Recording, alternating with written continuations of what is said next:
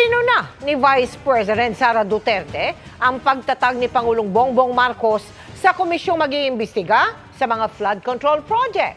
Hinamon pa niya ang Pangulo na tanggalin ang House Speaker. Nakatutok si Marisol Abduraman. Ano pa bang komisyon, anong truth commission, anong investigative body pa ang kailangan mo? Ito ang banat ni Vice President Sara Duterte kay Pangulong Bongbong Marcos sa pagtatag ng Pangulo ng Independent Commission for Infrastructure na naatas na mag-imbestiga sa mga anomalya sa mga flood control at iba pang infrastructure projects. Sabi ng Bise, alam naman na raw ng Pangulo ang nangyayari, kaya dapat daw noon pa raw inaksyonan na niya ito. Pag ikaw presidente ba, tapos alam mo na kung anong nangyayari. Tapos nakikita mo na based on the budget kung paano binaboy yung pera ng bayan. Mag-aantay ka pa ba ng komisyon o ng truth commission o ng kung anong komisyon yan? Aaksyonan mo kasi kaagad dapat yan eh.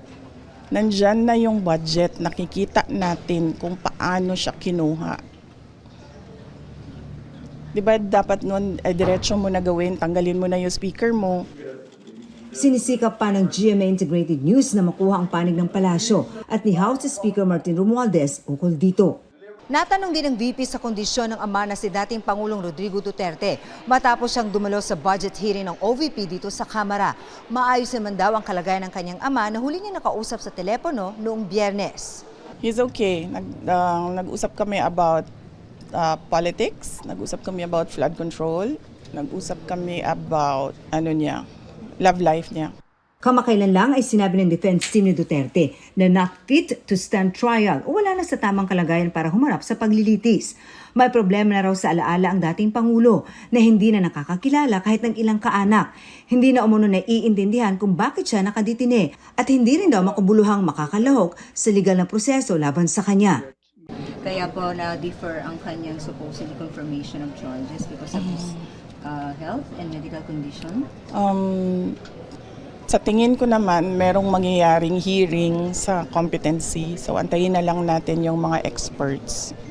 Both sides, sa ICC, sa prosecution, sa defense side. And I'm sure maglalabasan yung mga experts para sabihin kung ano yung problema.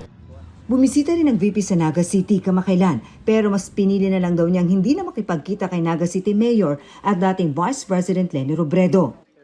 Nagdesisyon ako na huwag kami magkita para wala nang masabi ang mga tao.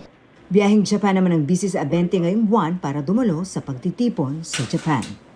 Para sa GMA Integrated News, Marisol Abduraman, nakatuto 24 oras.